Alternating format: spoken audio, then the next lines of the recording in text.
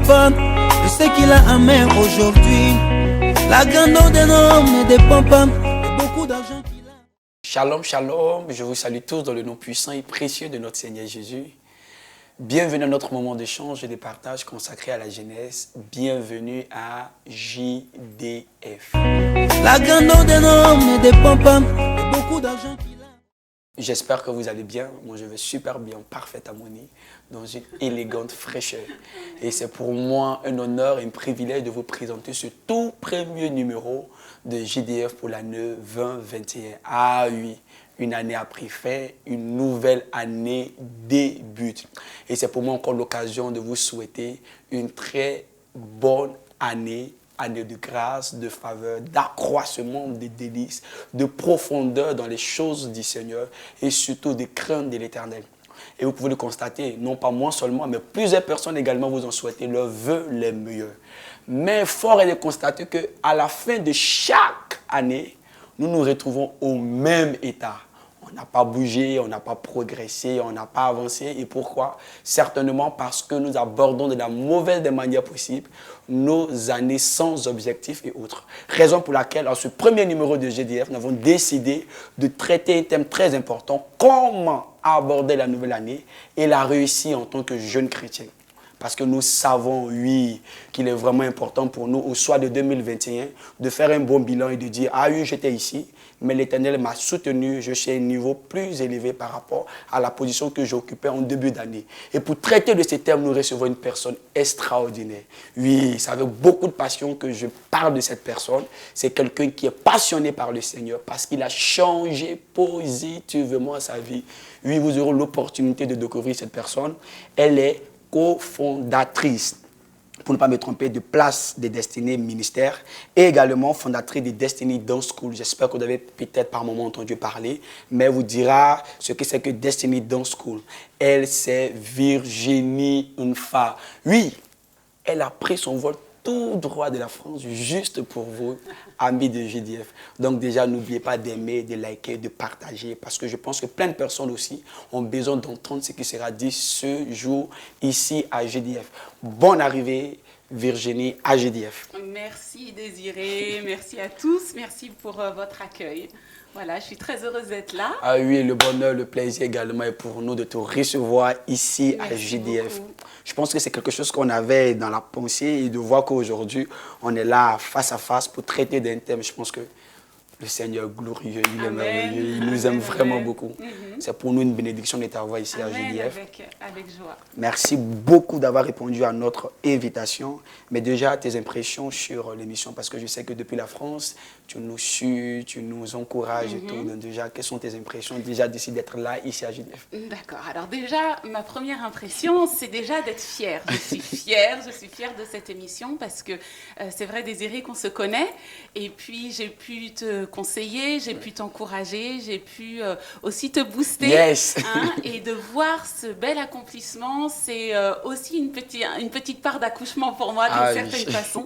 Donc, je suis tout simplement fière et je suis aussi toujours bénie et surprise de voir la diversité des invités que vous recevez ici, chose qui est très importante parce que de ce fait, vous proposez aux jeunes tout un panel de personnes très diverses et variées, mais pourtant qui constituent le corps de Christ et qui sont une richesse pour le royaume. Donc cette diversité, c'est une richesse que vous proposez aux jeunes et ça, c'est vraiment magnifique. Ok, donc c'est magnifique. Pour continuer, que t'inspire déjà le thème que nous allons aborder aujourd'hui? Ah bah effectivement, moi le thème c'est mon thème, le thème sur lequel j'aime apporter ne serait-ce que la parole, mais aussi dans les échanges ou les enseignements, tout ce qui a trait à la réussite, au succès, à la motivation, tout ça ce sont des choses qui forcément me parlent puisque ça fait pleinement partie de mon ministère. Tout à l'heure tu parlais de Place des Destinées et c'est vrai, c'est vraiment ce que nous avons reçu, mon époux et moi-même, de pouvoir offrir une plateforme dans laquelle nous allons booster, former, connecter diverses destinées, aussi impulser et inculquer aux uns et aux autres la conscience de qui ils sont et de ce que Dieu veut faire avec eux. Donc il ne s'agit pas simplement de parler de réussite, mais il s'agit vraiment de permettre à tout à chacun de savoir qui il est en Christ et pourquoi finalement il est sur cette terre. Voilà, donc ce thème me convient à 100%. Amen. Donc comme je le disais, franchement, je pense qu'elle sait de quoi elle parle parce que c'est quelqu'un qui m'a beaucoup apporté, moi également, dans la matérialisation des différents objectifs au niveau de ma vie. Donc je pense que c'est la personne la mieux indiquée par le Saint-Esprit pour nous à GDF pour entamer ce thème-là. Déjà, j'aime l'appeler Maman Virginie, mais bon, ça c'est moi, mais je vais dire Virginie. Que penses-tu de la manière dont les jeunes abordent les nouvelles années?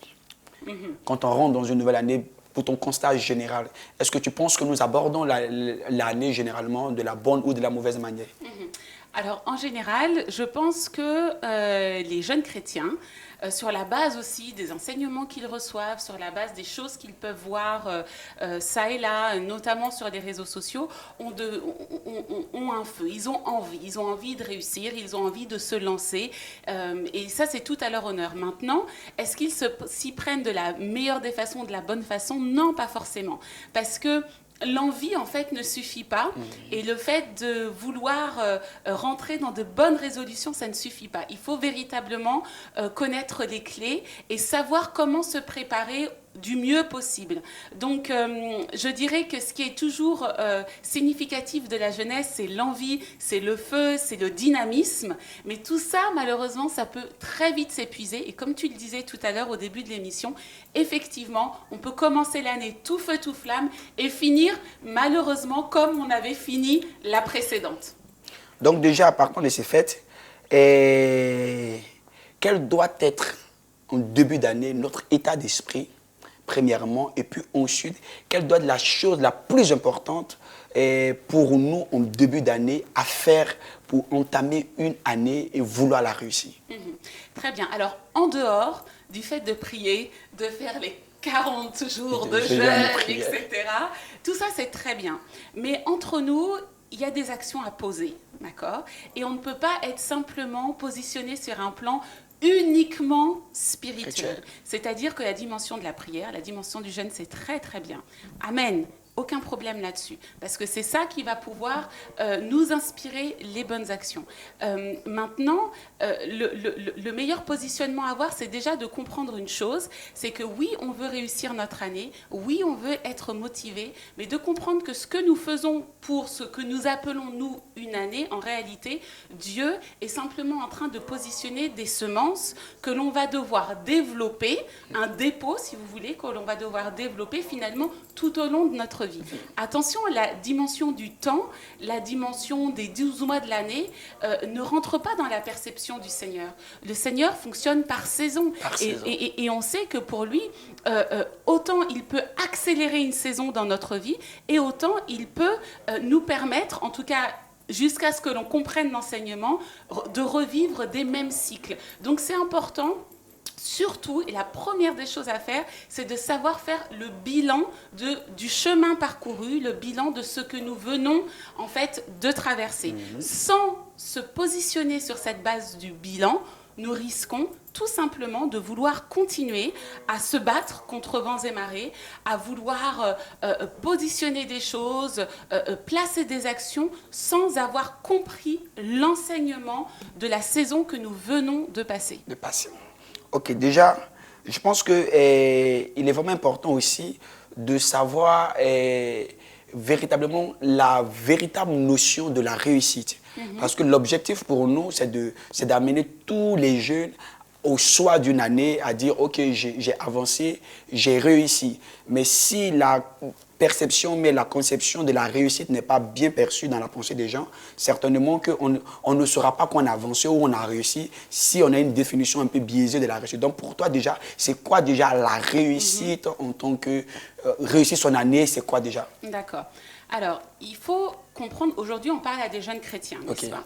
Donc si je parle à des jeunes chrétiens, c'est que je parle à des personnes qui ont à cœur de manifester les valeurs, de manifester la culture du royaume. C'est que je parle aussi à des personnes qui ne considèrent pas simplement leur propre vie comme étant une vie à réussir ou une vie à bâtir, mais qui réalisent véritablement que leur vie, elle est intrinsèquement dans le royaume, qu'elle doit venir se greffer à une vision que Dieu a pour l'humanité et sur la terre. Donc, déjà, cette notion de réussite, il faut bien comprendre que ce n'est pas simplement aujourd'hui, et j'espère, et j'invite chacun de nos jeunes chrétiens à comprendre que j'espère pour vous que réussir votre vie ne s'arrête pas à réussir votre vie à vous. Personnellement, je veux réussir ma vie parce que je sais que de ma vie va découler des multitudes. Je veux réussir ma vie afin de pouvoir transmettre de bons conseils à Désiré pour que Désiré lui-même puisse transmettre d'autres conseils à d'autres, etc., etc. Donc en fait, la notion de réussite aujourd'hui, vous devez venir décloisonner, vous savez, cette vision un petit peu d'œillère que nous avons, que de réussir ma vie, c'est de posséder des choses. Donc, je réussis ma vie parce que j'ai une entreprise, je réussis ma vie parce que j'ai une voiture, je réussis ma vie parce que je gagne mieux. Tout ça, c'est très bien et c'est aussi quelque chose qui fait partie de la réussite. Mais lorsque l'on regarde véritablement l'enseignement de Christ, on voit que la première des choses que Christ nous enseigne, c'est la dimension de restauration et de réconciliation avec nous-mêmes, avec notre Dieu, mais aussi avec le monde qui nous entoure. C'est-à-dire qu'aujourd'hui, sans être forcément chrétien, on peut réussir sa vie. On peut réussir sa vie matérielle. On peut posséder des choses. Voilà, on peut faire des études. Tout le monde peut réussir finalement. Si on se donne les moyens, mais véritablement, qu'est-ce que Dieu veut ? Dieu veut que nous puissions être non seulement sauvés, mais il souhaite que nous puissions aussi manifester profondément le caractère de Christ. Donc j'aimerais aujourd'hui que nos jeunes chrétiens puissent considérer le fait de réussir leur année, pas seulement d'un point de vue professionnel, pas seulement du point de vue des études, mais aussi du point de vue de leur édification personnelle. Peut-être que cette année, certains vont se dire, moi j'ai dressé ma liste. Voilà, j'ai dit que cette année, je vais gagner tant. Cette année, je proclame que je vais pouvoir avoir mon permis. Cette année, je proclame que je vais pouvoir acheter ma voiture. Et peut-être que Christ regarde ta liste et qu'il te dit, non. Cette année, j'ai prévu autre chose. J'ai prévu la guérison intérieure. Ouais. Cette année, j'ai prévu que tu sois délivré de ce sentiment de rejet qui te lie depuis tant de temps. Peut-être, voyez, donc vous devez comprendre que le Seigneur, en fait, dans la dimension de réussite, ne voit pas simplement les choses périssables. Il voit aussi toute votre éternité. Et ça, cette dimension-là permettra justement aux jeunes chrétiens de grandir de façon équilibré. C'est parce que tu regardes à l'éternité, parce que tu regardes à la réussite de tes relations, parce que tu regardes au bon équilibre de la sphère psychologique, de la sphère de ton mental, de la sphère émotionnelle, sentimentale, parce que tu regardes à tout cet équilibre-là, que tu vas voir que tu vas aussi pouvoir prospérer dans tous les autres domaines de ta vie et non seulement dans la dimension, j'allais dire, des possessions terrestres. Voilà. Donc, pour revenir justement sur le premier point que tu as abordé, moi je voudrais encourager chacun à pouvoir dresser une liste.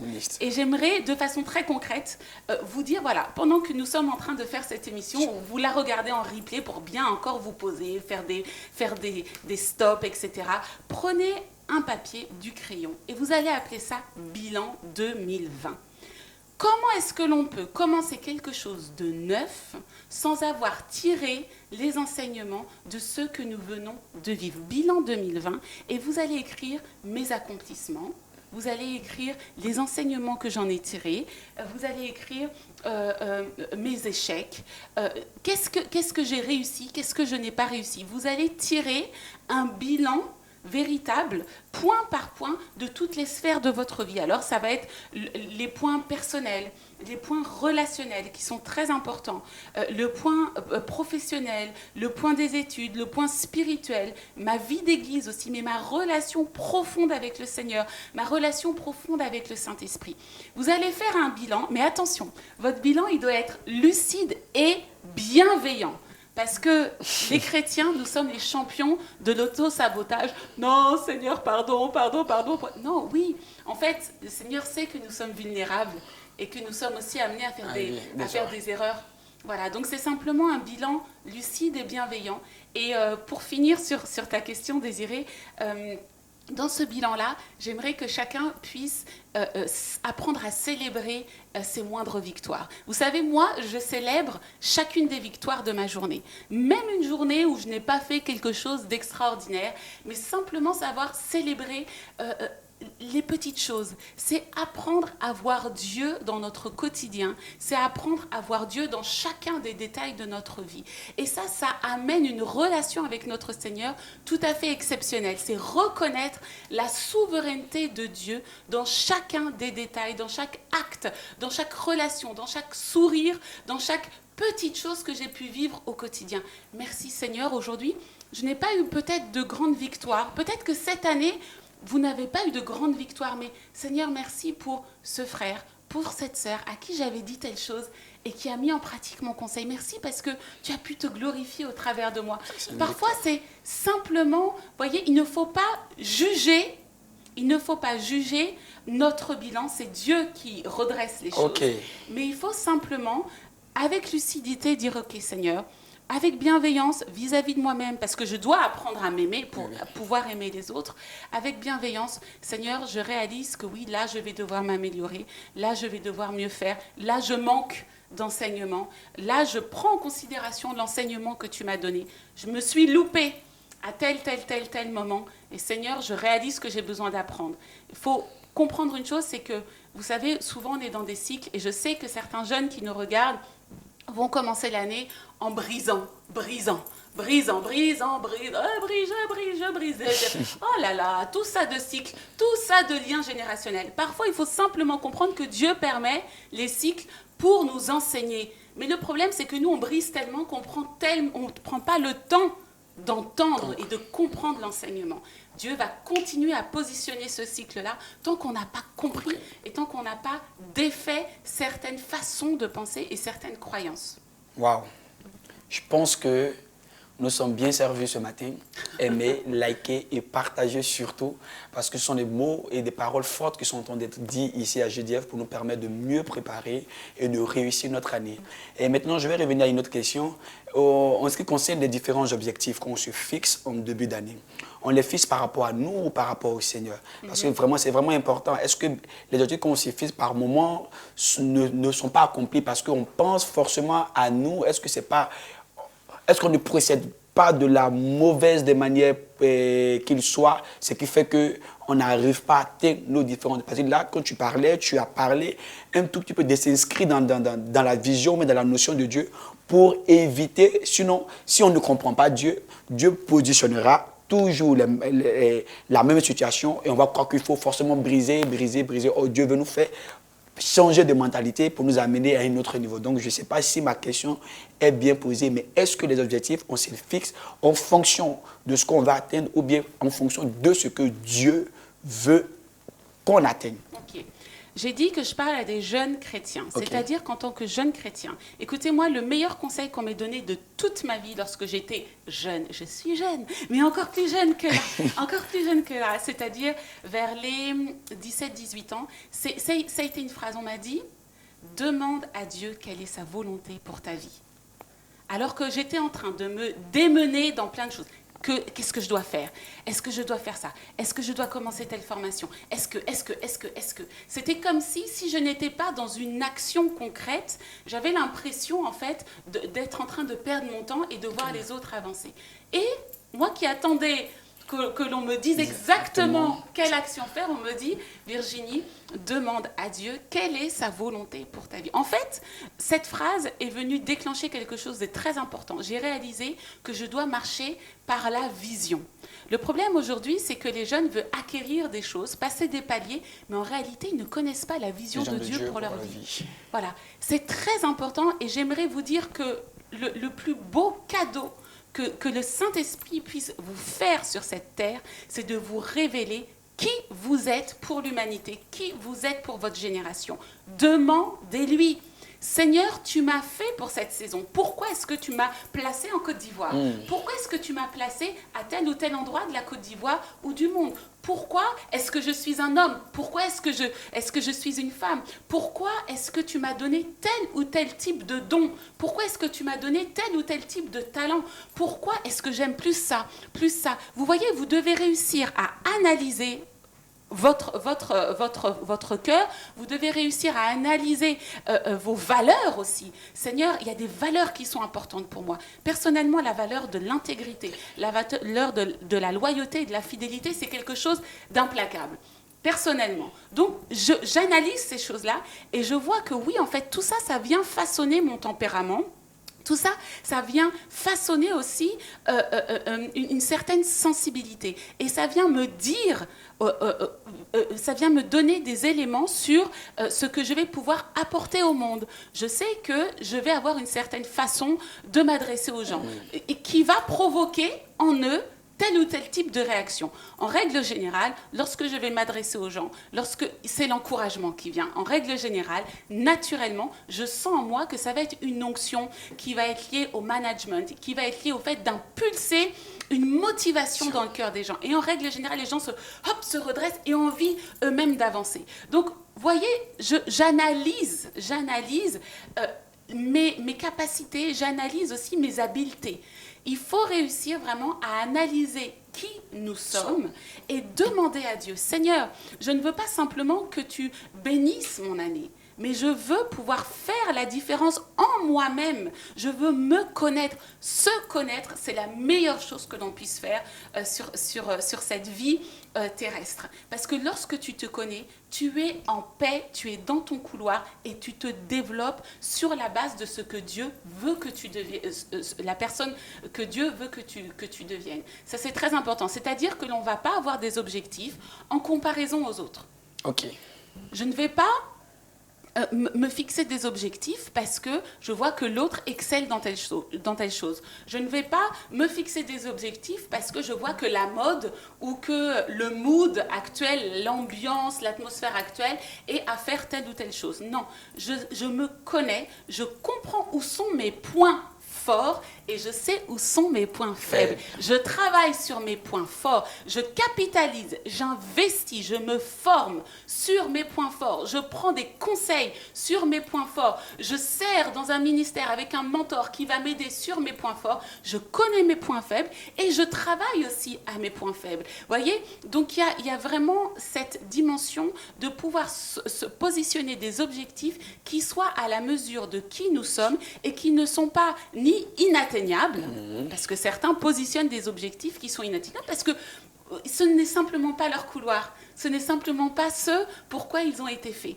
Donc ne dites plus « je veux être comme un tel », dites « je veux effectivement être cette meilleure version de moi-même » ou plutôt laisser mon être intérieur et profond être révélé, que Christ se révèle au travers de la personne que lui-même a dit que je suis. Voilà. Et effectivement, je disais tout à l'heure, je parle à des jeunes chrétiens. Vous devez marcher par la vision. Cherchez la vision de Dieu pour votre vie. Tout ça, c'est pas simplement recevoir une vision. Pouf, ce matin, je me suis réveillée, j'ai une vision ouverte extraordinaire avec une grande voix qui venait du ciel et qui a dit « Toi, tu es... nanana. » Non, ça n'a rien à voir. Ça peut être ça, mais ça peut être aussi simplement de façon assez rationnelle et avec...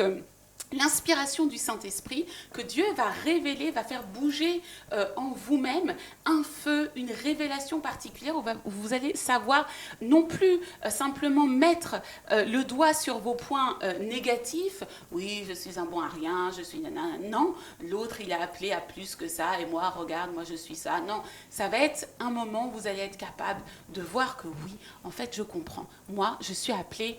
Oh, je suis bon, oui, à la caméra, comme notre frère... Christopher. Par exemple. Christopher, oui. C'est Christopher? Non, c'est Paul-Henri. Voilà, je parle de Paul-Henri. Voilà, Paul-Henri réalise que il manie bien la caméra. Paul-Henri réalise que quand d'autres ne sont pas là, lui, il continue à être là. Il réalise que Dieu l'encourage. Il réalise qu'il va apporter un plus au ministère de Désiré, par exemple, parce que lui, il va être finalement l'homme de la situation pour pouvoir faire fonctionner JDF. Toutes ces choses vont le nourrir. Il va pouvoir commencer à se dire, ok Seigneur, je vois que ce don, ce talent, ma personnalité, ma patience aussi, parce que pour faire du montage, de la création, de la réalisation, il faut aussi une certaine patience. Il va pouvoir analyser ses points forts, il va commencer à capitaliser sur ses points forts, il va devenir persévérant, déterminé, fidèle aussi à l'émission JDF pour donner plus encore, pour s'améliorer, pour que cette émission devienne encore quelque chose de plus grand.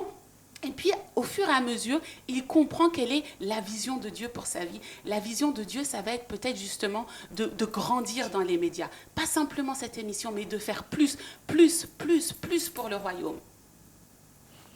Waouh. Reçois cette parole. Amen. Et bien là encore, là en parlant, tu as parlé surtout de la vision. Donc, ce qui veut dire que la vision est très importante. Essentiel. Je me permets, il y a quelque chose que j'aime beaucoup avec le Seigneur. C'est que tout au long de la parole de Dieu, et même le ministère de Christ sur la terre, c'est une affaire de vision. C'est-à-dire que la vision, c'est le salut de l'humanité. Okay. D'accord ? Parfois, nous-mêmes, lorsque justement vous recherchez la vision, et parfois le jeune, justement dans cette immaturité qui est liée à la jeunesse, va uniquement regarder à la vision. Voilà.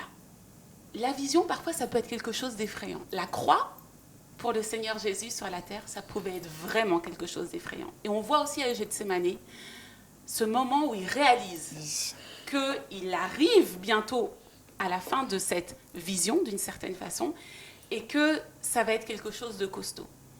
Ceci dit, il y a quelque chose d'intéressant, c'est que le Seigneur n'est pas venu sur la terre, boum, sur la croix. C'est-à-dire, hop, il arrive sur la croix, et puis il dit, voilà, tout est accompli. Non. Ce qui nous impacte aujourd'hui, ce qui est véritablement l'enseignement de Christ, c'est tout le témoignage de Christ sur la terre. La croix, c'est le point culminant. Mais aujourd'hui, moi, ce qui me fortifie tous les jours, c'est lorsque j'ouvre les évangiles et que je vois comment est-ce que le Seigneur a guéri les malades. Qu'est-ce que le Seigneur a dit pour encourager, pour motiver, pour délivrer et pour guérir, etc., etc., etc. C'est intéressant, c'est important de comprendre que la vision, c'est ce qui nous mène, c'est ce qui va nous transporter, c'est ce qui va nous transcender, c'est ce qui va nous permettre de fournir des efforts particuliers. D'accord ? La vision, c'est, j'allais dire, presque au bout du chemin. Maintenant, certains vont vouloir regarder qu'à la vision. Certains, face à cette année 2021, ne regardent qu'à la vision. Ça, c'est très dangereux. La vision, oui, elle doit nous mener. Mais attendez, il y a quelque chose d'important. On doit savoir chérir le témoignage. On doit savoir chérir le cheminement que nous sommes en train de décrire, que nous sommes en train de vivre. C'est-à-dire que tout ce que nous avons vécu, tout ce que nous vivons aujourd'hui, toutes les actions que nous menons pour pouvoir arriver à la vision, en réalité, c'est presque ça le plus important. Et j'allais dire même, c'est ça le plus important. Quand on parle d'objectifs, les objectifs nourrissent la vision. Pour arriver à cette vision dont Paul-Henri, c'est ça, hein, Paul-Henri a, c'est-à-dire d'impacter le monde, impacter la Côte d'Ivoire au travers des médias et au travers des médias chrétiens dans l'excellence, d'accord ? Voilà, ça c'est sa vision. C'est-à-dire qu'il pourrait rester ici, assis et regarder la vision. Oui, Seigneur, j'ai reçu ta vision, je comprends, mais waouh, comment je vais faire ? Waouh ! Et ça paralyse. Il peut vivre un Gethsémani H24. C'est-à-dire se dire, j'ai peur. La vision peut être aussi à la fois un moteur, mais peut être aussi effrayante. Maintenant, elle va devenir un moteur si l'on va commencer à positionner des objectifs précis, step by step, qui vont nous mener jusqu'à la vision. Pour parler de cette vision-là, il faut être aussi humble. La vision appartient à l'Éternel. C'est un rêve, c'est un feu que Dieu va mettre dans le cœur de quelqu'un. Mais nous ne sommes pas détenteurs seuls de la vision. Okay? C'est-à-dire qu'aujourd'hui, je vous parle de la vision. Là, je suis en train de vous révéler une portion de ce que Dieu a mis en moi. Il y a une passion qui est en moi, il y a une vision qui est en moi, que je suis en train, au travers de vous, au travers de ce média-là, que je suis en train de partager. Mes mots arrivent dans le cœur de tous les jeunes chrétiens qui sont en train de nous écouter. C'est-à-dire que la vision que Dieu avait mis en moi, qu'il avait mis aussi dans mes pères, d'une certaine façon, qui eux-mêmes m'ont enseigné, est en train de se diffuser. D'accord ? La vision ne nous appartient pas qu'à nous-mêmes. C'est-à-dire qu'à la fin de ma vie, peut-être que j'atteindrai le point culminant que Dieu m'avait montré en songe, en vision ouverte, au travers des prophéties qui ont été déclarées sur ma vie. Peut-être pas. Peut-être pas. Mais ce n'est pas grave. C'est-à-dire que la vision continue au travers des cœurs qui l'auront reçu. C'est ça qui importe au Seigneur. Donc, il faut bien comprendre que le chemin, le process, la mission de vie dans laquelle nous sommes est presque souvent plus important que la vision. Parce que finalement, c'est ça que nous laissons sur la terre. Lorsqu'on dit, Seigneur, en 2021, je veux impacter ma génération. En fait, tu ne vas pas impacter ta génération parce que tu vas réussir à attraper la vision. Parce que finalement, Dieu étend la vision toujours plus. La vision que moi, j'avais de vouloir servir le Seigneur dans la danse, finalement, Dieu a repoussé la vision toujours plus loin, toujours plus loin. On gagne un premier territoire, on gagne la France, puis on gagne tel territoire, puis c'est l'international, et après l'international, c'est toujours plus grand, n'est-ce pas? Mais l'important, c'est ce que je laisse, en fait, ce que ma vie va laisser en termes de témoignage. Donc, la première des choses, aujourd'hui, en tant que jeune chrétien, recherchez la vision de Dieu pour votre vie. Quelle est ta volonté, Seigneur, pour ma vie? Ne répondez pas par les choses que vous avez l'habitude de dire. Oui, la vision de Dieu pour ma vie, c'est d'être une bénédiction pour les nations. Non, non, non.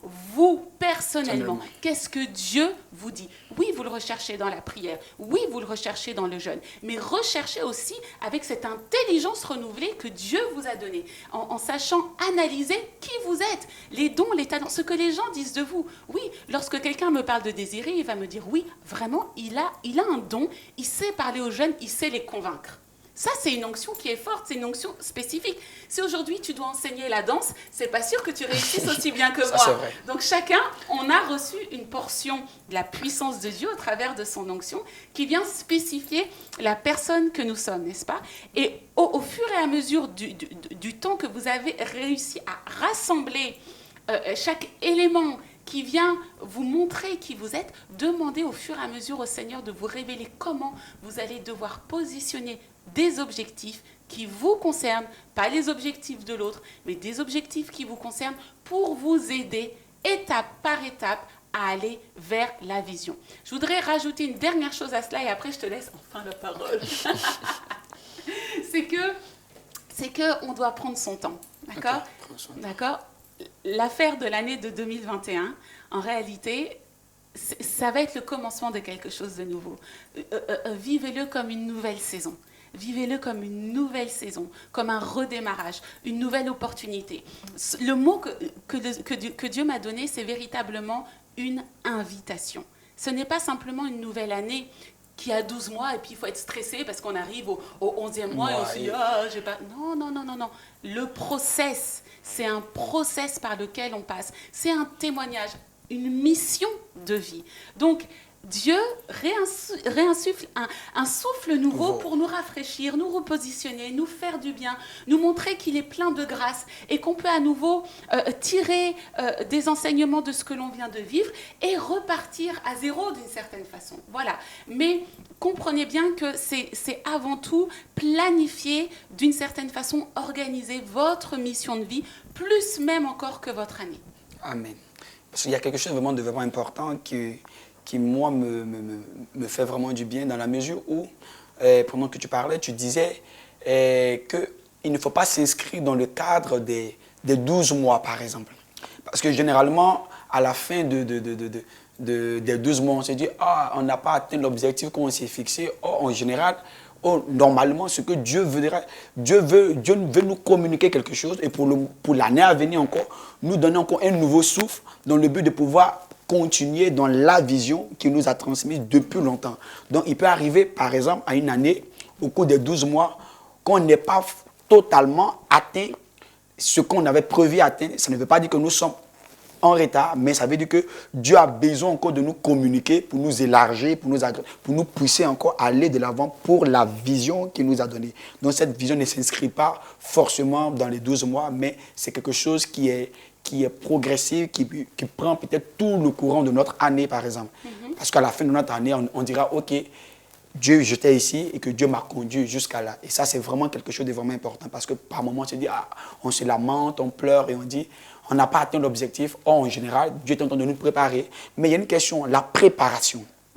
L'importance de la préparation dans la matérialisation de la vision. Parce que quelque part aussi, la préparation doit forcément jouer un rôle très important pour que nous puissions matérialiser la vision que Dieu nous a donnée. Donc, absolument, oui. Alors, juste pour rebondir sur ce que tu étais en train de dire, Désiré, il y a quelque chose d'important. C'est qu'on doit vraiment décloisonner notre pensée sur ce que nous considérons être atteint ou réussi. D'accord ? Quand Christ est venu sur la terre, ça a été une guerre des mentalités tout le temps. D'accord ? C'est un révolutionnaire.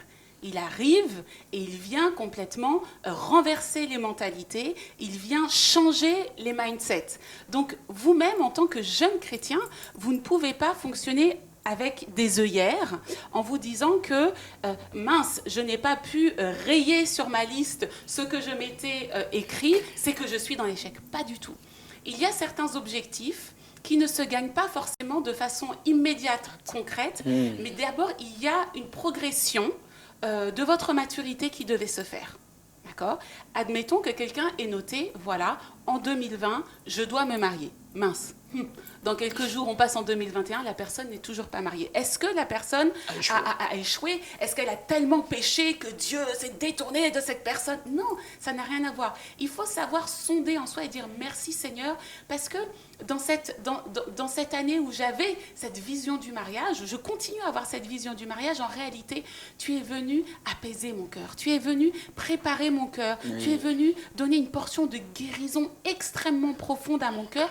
Et aujourd'hui, je vois que j'arrive à 2021 avec un cœur bien plus prêt que ce que je ne pensais. Donc en fait, la préparation au mariage va poursuivre et va même pouvoir éventuellement s'accélérer parce que la personne a su aussi célébrer le Seigneur pour cette dimension de guérison. Donc la préparation est très importante. Les jeunes, nous tous et moi-même, je vais vous raconter un peu quel type de jeune j'étais, quel type de jeune chrétienne j'étais. C'est-à-dire qu'on arrive tout feu, tout flamme. Écoutez, moi, lorsque j'ai donné ma vie au Seigneur, le Saint-Esprit a été un tel feu en moi que j'ai voulu tout et tout faire tout de suite. C'est-à-dire que tous mes dons et talents, tout ce que, par la grâce de Dieu, parce que j'ai vraiment bénéficié d'une éducation où on m'a beaucoup encouragée sur mes points forts. Mais donc tout est remonté à la surface et j'avais envie de tout faire en 2 temps 3 mouvements. J'entendais un enseignement, je voulais tout mettre en pratique tout de suite. On prêchait sur l'évangélisation. Ça y est, moi j'allais voir tout le monde, absolument tout le monde évangéliser partout, tout le temps. Il y avait un feu dévorant, mais qui manquait profondément de maturité. C'est-à-dire que j'étais dans un tel zèle que finalement, mon feu était comme un feu de paille. Il prenait, il s'éteignait. Il prenait, boum, coup dur, il s'éteignait. Il prenait, boum, il s'éteignait. Jusqu'au moment où j'ai commencé à m'asseoir et j'ai dit oui, je vais prendre acte. Je vais faire le bilan de ces échecs. Ces échecs, ne sont pas véritablement des échecs, mais ils sont des enseignements. J'ai compris que l'échec, en réalité, ce n'est pas le langage de Dieu. L'affaire de l'esprit d'échec, là, ce n'est pas le langage de Dieu. En réalité, Dieu parle au travers de l'enseignement.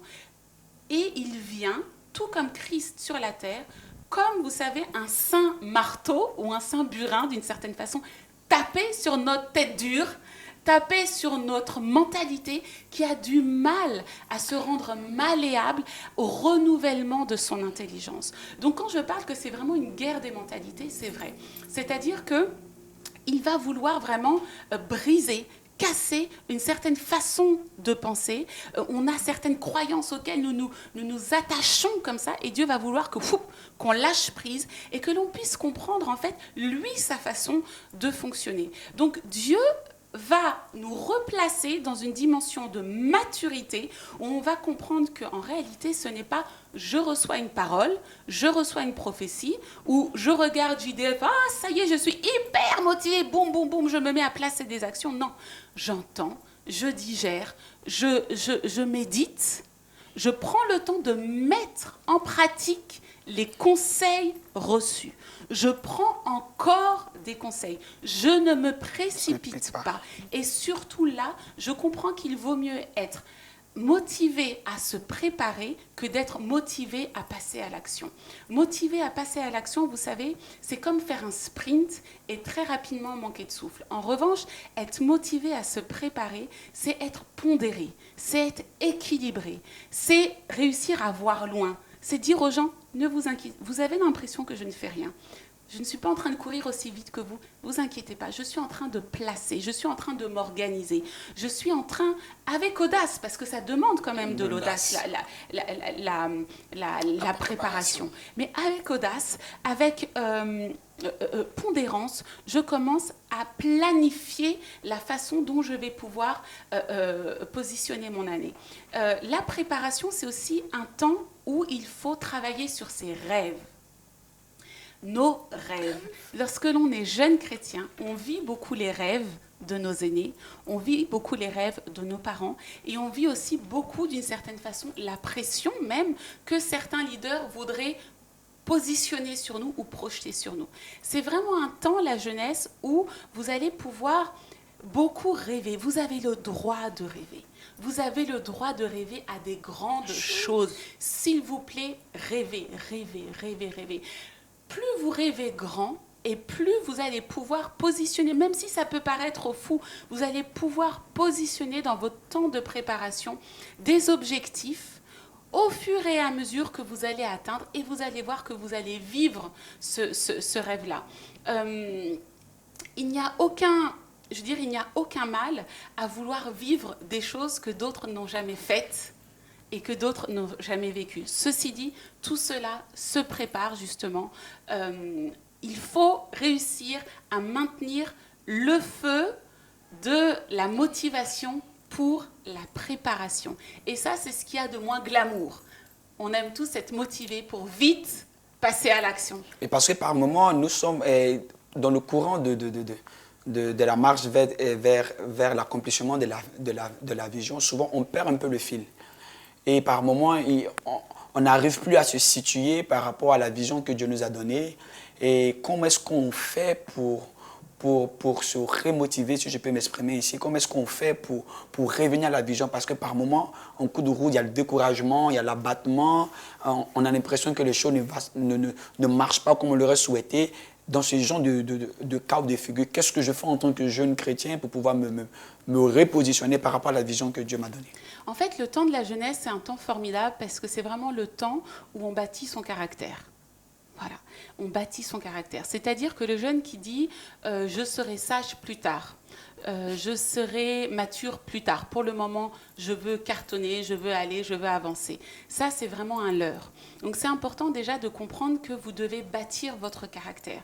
Quand vous êtes jeune, c'est là où vous devez avoir de grands rêves et réaliser que vous allez devoir avoir un caractère, avoir une personnalité qui sera à la hauteur de ces rêves-là. Si ici, il y a quelqu'un qui nous écoute et qui dit qu'un jour, il sera à la présidence de la Côte d'Ivoire, par exemple, moi, je dis oui et amen. Que tous ceux qui ont des rêves tel que celui-ci, continuez de rêver, même si à l'heure d'aujourd'hui, vous êtes absolument loin de cette réalité, parce que Dieu peut faire des choses extraordinaires. Mais il va falloir commencer à se comporter comme un futur président de la Côte d'Ivoire. C'est-à-dire que ça ne va pas être simplement à coup de proclamation tout seul dans sa chambre.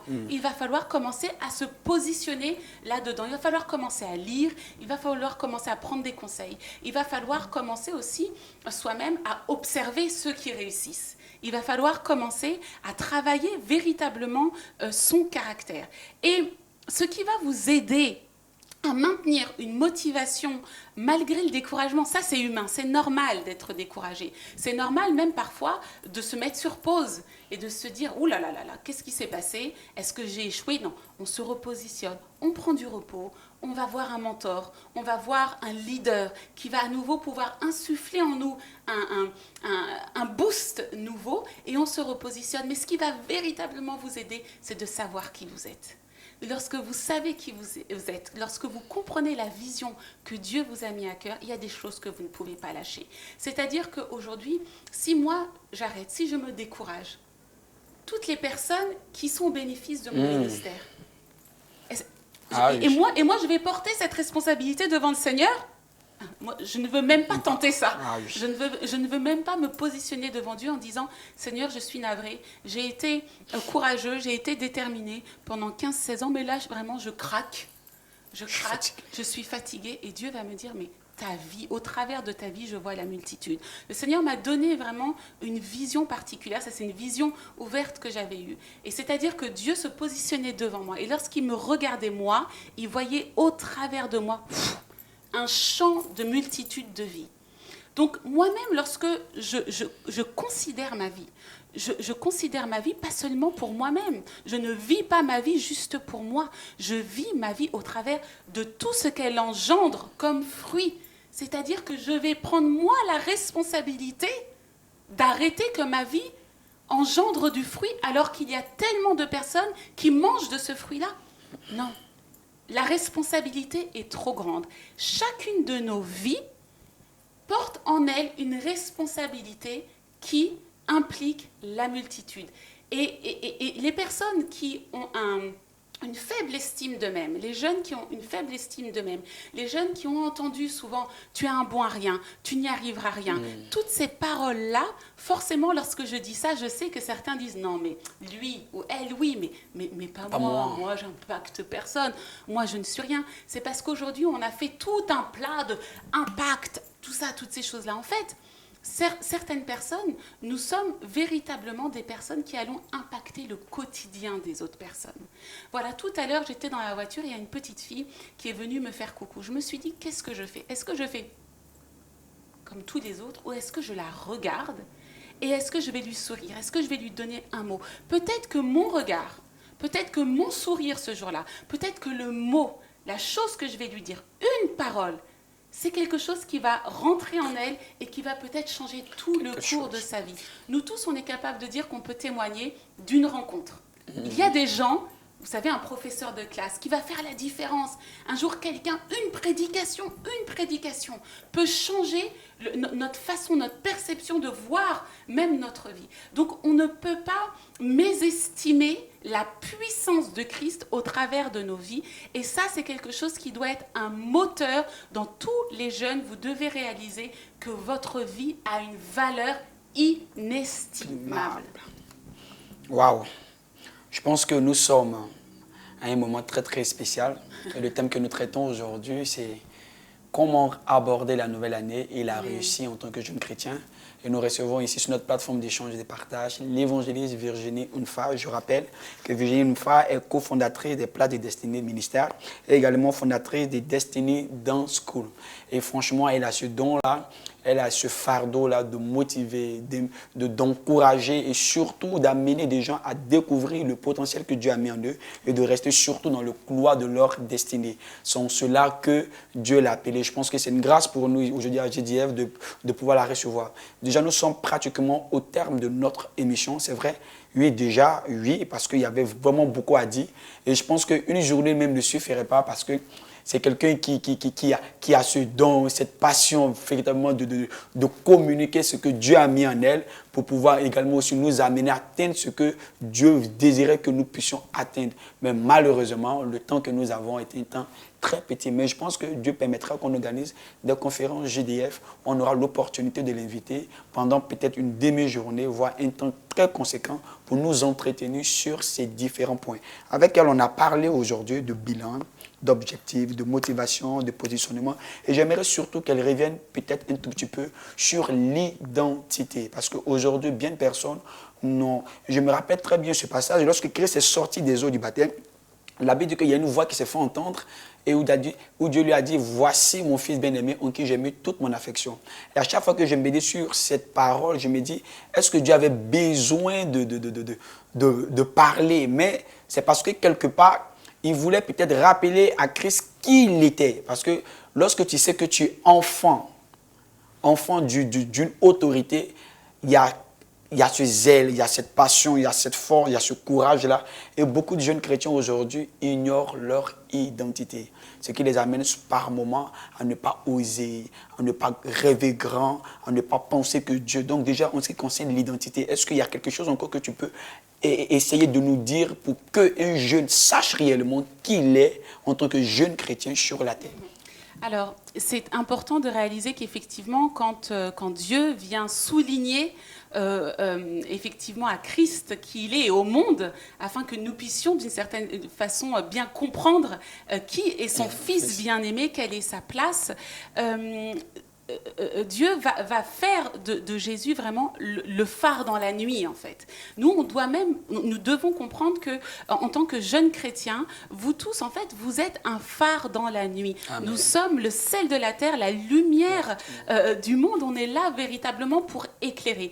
Et ça, tu sais, Désiré, il faut avoir une dimension de révélation. Pour pouvoir se saisir de son identité. Ce n'est pas simplement quelque chose que l'on se rabâche, ce n'est pas simplement quelque chose qu'on entend les gens nous dire, mais c'est quelque chose qui doit devenir révélation. Tout ce dont on sait se saisir devient une révélation. Donc véritablement, moi, mon conseil aujourd'hui, c'est de dire à vous les jeunes, dites Seigneur, révèle-moi mon identité. Ne soyez pas là à rabâcher des choses. J'entends trop de jeunes qui rabâchent des choses. Je suis je suis en haut et non en bas. On dirait une sorte de récitation. Franchement. Et puis alors on se met dans tous nos états comme si ça allait mieux rentrer en nous. Non, ça n'a rien à voir. Demandez au Seigneur, Seigneur, révèle-moi qui je suis. Ce matin, Seigneur, je me lève, révèle-moi. Quand je marche dans la rue, révèle-moi qui je suis. Seigneur, et vous allez voir que le Saint-Esprit va prendre plaisir. Je me souviens une chose, je vais vous faire un court témoignage là-dessus. J'avais prié comme ça, je disais, Seigneur, je veux comprendre qui tu es au travers de moi. Je veux le voir. J'aimerais dire à chacun, vous devez réclamer au Seigneur de vivre une vie chrétienne palpable, tangible, pas seulement en chimère, pas seulement dans les 4 murs de votre chambre lorsque vous vous mettez à sortir votre gros parler en langue. Non, vous devez, quand vous êtes dans la rue, quand vous êtes à l'école, quand vous êtes dans les entreprises, on doit savoir que Christ vit en vous. On doit voir que vous êtes quelqu'un qui sort de l'ordinaire, quelqu'un qui a en lui une portion de Dieu, une force, un feu. On doit même se dire, mais t'es trop...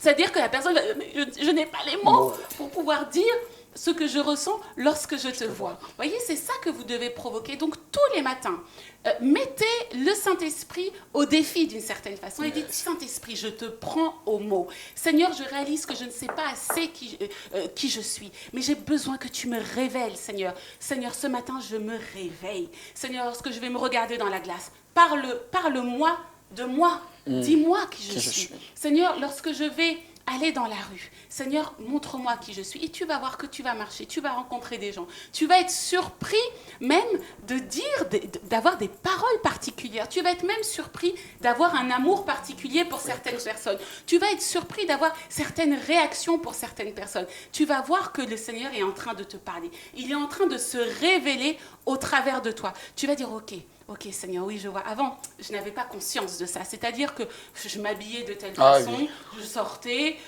voilà, je menais ma journée un peu par hasard. Seulement là, dès que j'ouvre les yeux le matin, je sens que je suis mue par un feu ou mue par une mission. Lorsque je marche dans la rue, je dis, Seigneur, amène-moi à bénir quelqu'un. Seigneur, amène-moi à donner une parole de bénédiction à quelqu'un. Seigneur, permets qu'aujourd'hui, je puisse impacter la vie de quelqu'un. Une parole, quelque chose met dans ma bouche, un conseil, une parole de sagesse. Seigneur, ouvre mes yeux. Et tu ne sais pas ce qui t'arrive, tu es là, tu marches, et puis le Seigneur te dit, tiens, arrête-toi. Cette personne est à terre aujourd'hui, tu te mets à côté d'elle, tu lui dis quelque chose. Avant, tu étais incapable, insensible de ressentir les sentiments des autres. Tu étais incapable de ressentir la peine des autres. Mais tu ne sais pas ce qui t'arrive. Tu commences à pleurer toute la journée parce que dès que tu tournes ta tête, tu arrives à ressentir la peine de la dame qui est à côté de toi sur le trottoir. Et là, tu tournes encore ta tête. Et là, tu ressens une forte compassion pour un tel. Dieu est en train de se révéler en toi. Il est en train de bouillir en toi. Yes. Donc, vous devez demander la dimension de révélation de votre identité en Christ au Saint-Esprit. Amen. Je pense que nous sommes au terme de notre émission. Et comme je le rappelle encore, nous avons invité aujourd'hui Virginie Mfa pour traiter ce thème, comment aborder la nouvelle année et la réussir en tant que jeune chrétien.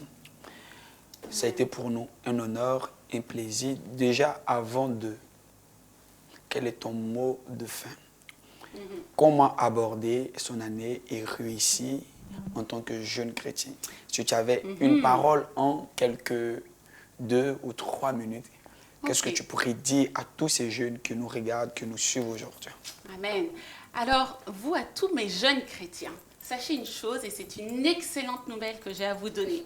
Enfin, c'est ce que Dieu dit pour cette nouvelle année, pour cette nouvelle saison. C'est-à-dire qu'à l'heure d'aujourd'hui, nous bénéficions d'une grâce particulière, et vous en particulier, vous la jeunesse.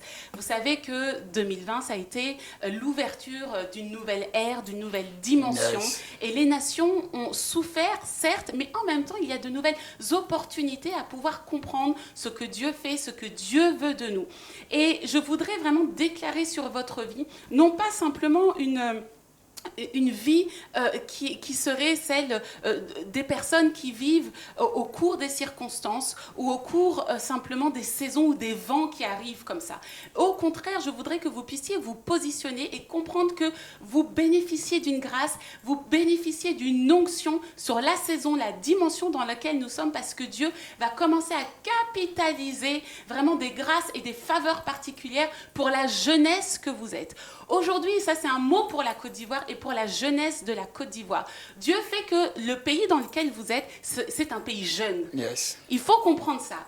C'est un pays jeune. Donc les jeunes, c'est à vous que revient le fait de se lever et de commencer à travailler et de commencer à faire ce que vous avez à faire selon la vision que Dieu vous a donnée. Il y a peu de vieux en Côte d'Ivoire.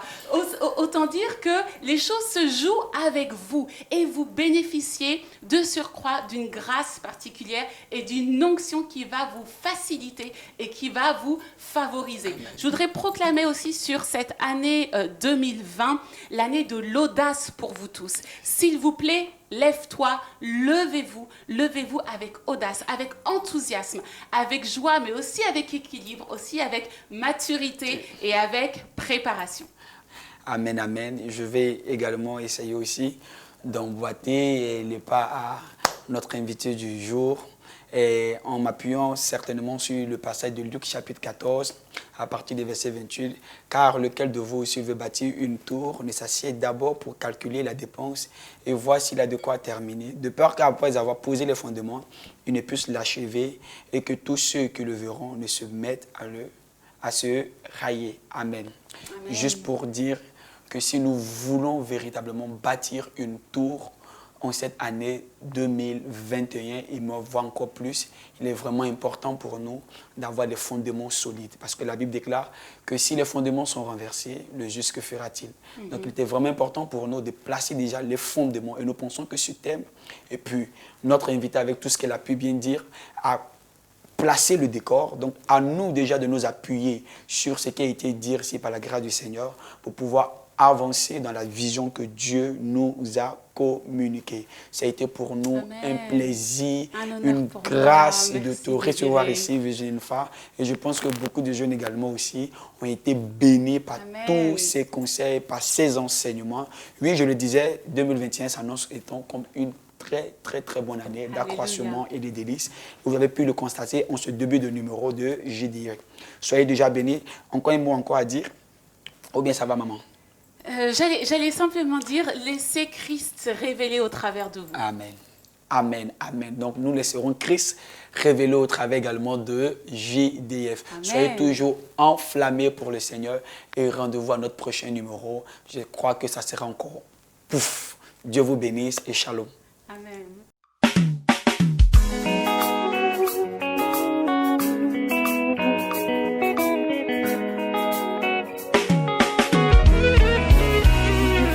La grandeur d'un homme ne dépend pas de ce qu'il a en main aujourd'hui. La grandeur d'un homme ne dépend pas